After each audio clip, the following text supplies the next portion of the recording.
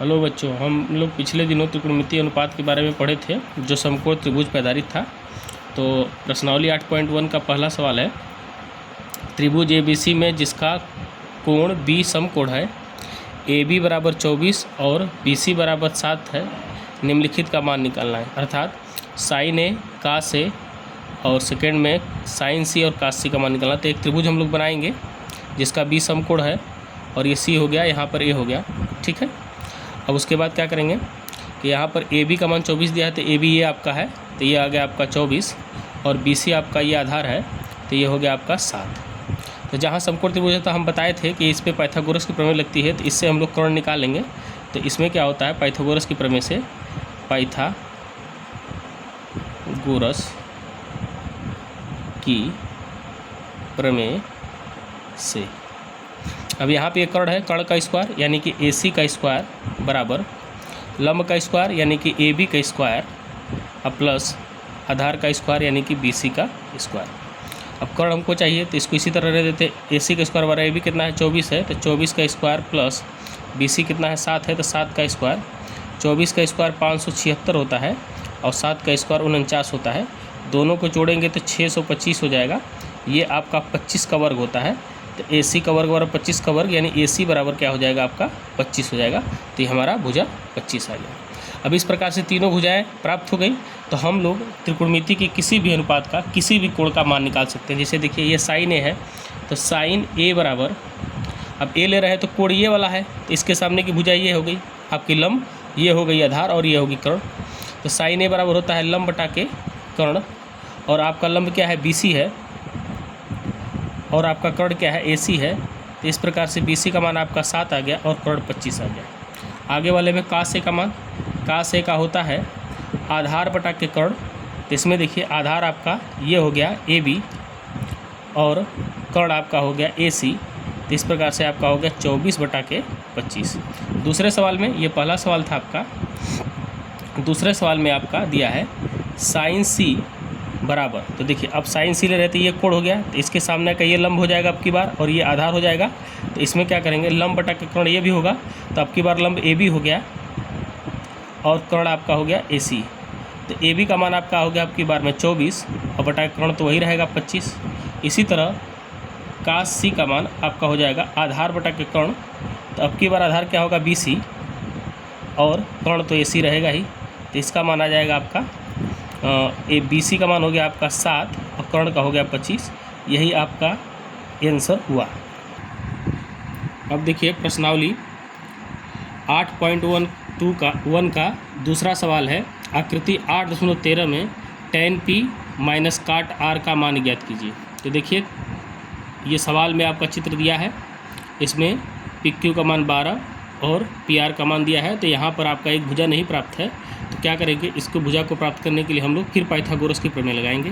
तो पाइथागोरस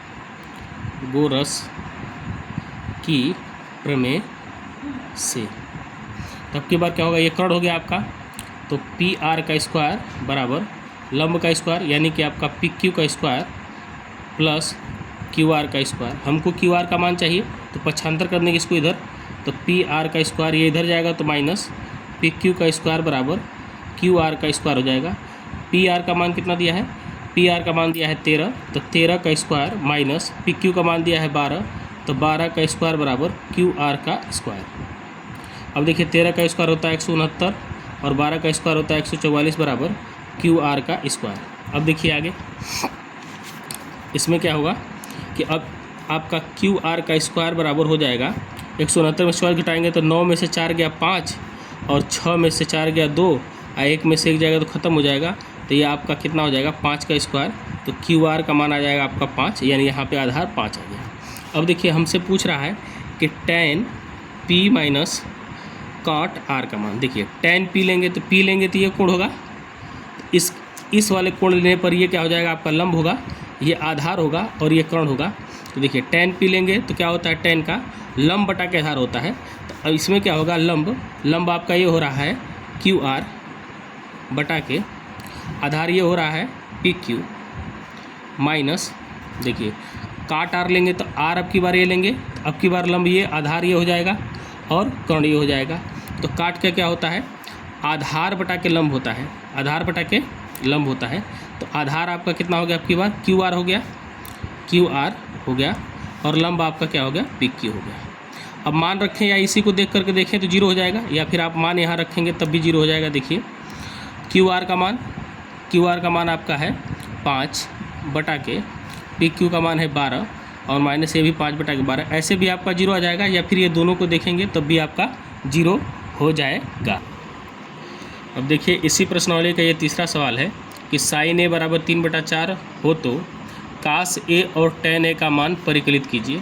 तो देखिए अब फिर वही त्रिभुज का काम करेंगे हम लोग। त्रिभुज बनाएंगे एक समकोण त्रिभुज, और समकोण त्रिभुज में मान लीजिए हम नाम रख देते हैं आपका, इसका ए रख देते हैं, इसका बी रख देते हैं, और इसका सी रख देते हैं।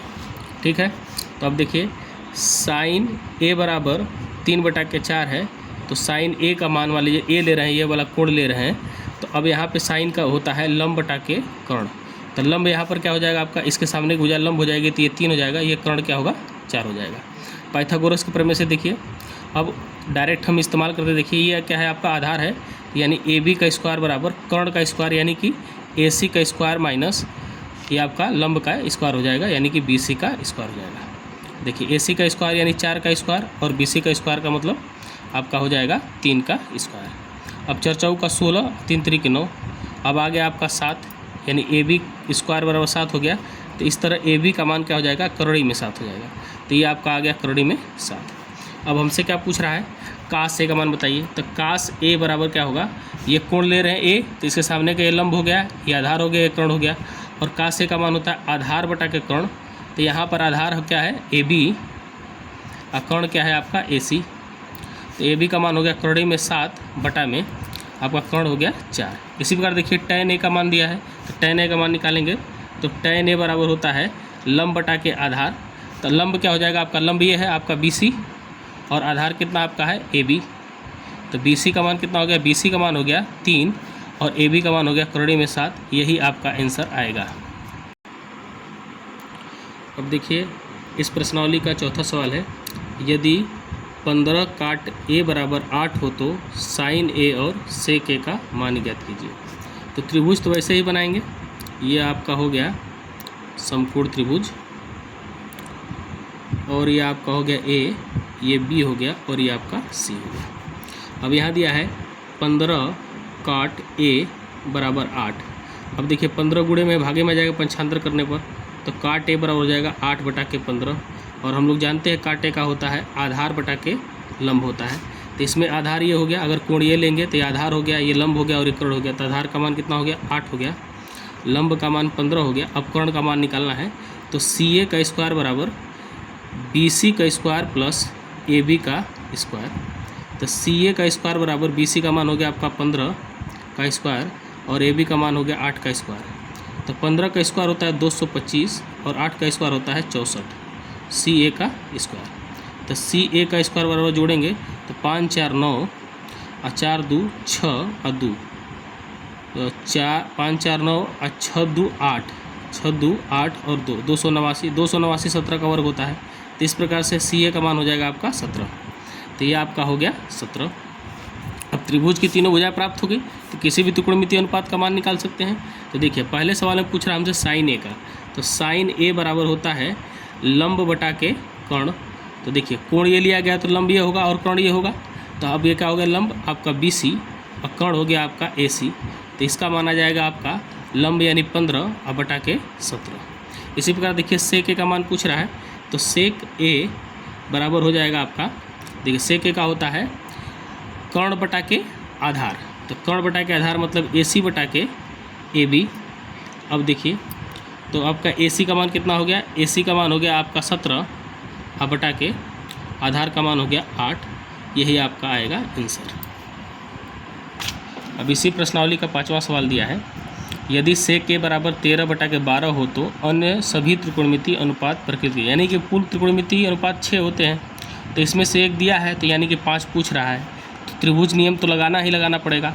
ये देखिए आपका हो गया एक समकोण त्रिभुज, और इसका मैंने मान ए रख दिया, इसका बी और इसका सी। अब यहाँ दिया है सेक ए बराबर 13/12। तो ये होता है आपका कर्ण बटा के आधार। तो कर्ण आपका कितना हो गया 13, आधार हो गया आपका 12। अब देखिए कर्ण और आधार पता है तो लंब पता करना है। तो लंब हो जाएगा आपका BC का स्क्वायर बराबर कर्ण का स्क्वायर AC का स्क्वायर माइनस AB का स्क्वायर। पक्षांतर कर लेंगे, इधर उधर करके किसी का भी मान निकाल सकते हैं। तो BC का स्क्वायर बराबर AC का मान हो गया 13 का स्क्वायर माइनस 12 का स्क्वायर। 13 का स्क्वायर हो गया 169 और 12 का हो गया 144 BC का स्क्वायर। तो BC का स्क्वायर बराबर घटाएंगे, 9 में से 4 गया 5 और 6 में से 4 गया 2। तो BC बराबर हो जाएगा आपका 5 का स्क्वायर हो जाएगा ये, तो आपका आ जाएगा 5। तो ये आ गया आपका 5। अब देखिए सेक ए का मान पता है तो कास ए का तो यूँ ही निकाल लेंगे, कास सेक का उल्टा होता है। तो सेक के बराबर कर्ण बटा के आधार है, तो ये हो जाएगा आधार बटा के कर्ण। तो आपका हो जाएगा 12/13। तो देखिए सेक कास का तो काम हो गया। अब हमको चाहिए साइन ए का मान। तो साइन ए बराबर क्या हो जाएगा, लंब बटा के कर्ण हो जाएगा। तो लंब बटा के कर्ण का मतलब क्या हुआ, लंब ये है कर्ण ये है, ए ले रहे हैं तो लंब तो यही होगा। तो लंब बटा के कर्ण यानी कि 5/13। उसके बाद कोसेक का लेंगे। तो देखिए कोसेक का तो हम लोग यूँ ही निकाल लेंगे, याद है कि एक का कर्ण बटा के लंब होता है। तो अब की बार क्या हो जाएगा 13/5। देखिए 1 2 3 4 निकल गया। अब बचा आपका tan। तो tan ए बराबर क्या हो जाएगा, लंब बटा के आधार होता है। तो लंब बटा के आधार यानी लंब ये हो गया आधार ये हो गया, तो ये हो गया 5/12। तो कॉट क्या होता है, tan का उल्टा होता है। तो tan लंब बटा आधार होता है, तो ये आधार बटा लंब हो जाएगा। तो ये 5/12 दिया तो यहाँ 12/5 जाएगा। तो इसी प्रकार से हमारे पाँचों अनुपात निकल गए। अब देखिए इस प्रश्नावली का 6ठा सवाल है, यदि कोण A और कोण B न्यून कोण हो।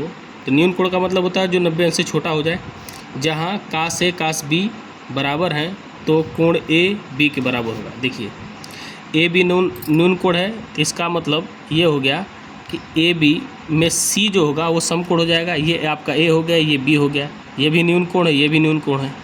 अब आगे देखिए क्या करा है, कास A बराबर कास B है। तो देखिए कास A जब लेंगे तो कास A का मान क्या होगा, देखिए A ले रहा हूँ तो इसके सामने ये क्या हो गया आपका लंब हो गया, और ये आपका क्या हो गया आधार हो गया, और ये आपका कर्ण हो गया। ठीक, तो अब कास A ले रहा हूँ तो ये हो गया आपका कास A का होता है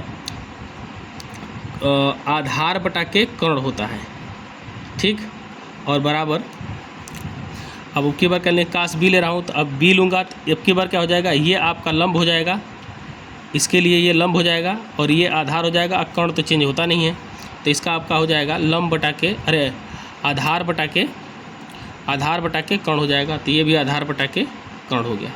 इसको ध्यान से देखेंगे, यहाँ पे आधार क्या है आपका BC है, और यहाँ पे कर्ण तो AB रहेगा ही, और आपका यहाँ पे आधार क्या हो जाएगा AC हो जाएगा, और यहाँ पे आपका कर्ण तो AB रहेगा ही। अब नीचे बराबर है, कट गया, तो BC बराबर AC। अब देखिए BC भुजा कौन सी है, ये वाली BC भुजा है। तो इसके सामने का ये कोण A और AC भुजा ये है, तो इसके सामने का कोण B बराबर हो जाएगा। यही सिद्ध करना था। तो यहाँ पे थोड़ा सा एक कैप्शन लिख देंगे कि सम्मुख भुजा के सम्मुख कोण बराबर होते हैं। थोड़ा सा और समझने क्या करेंगे, सम्मुख के जगह लिख देंगे बराबर भुजा के सम्मुख कोण बराबर होते हैं। इस प्रकार कोण A कोण B के बराबर हो जाएगा।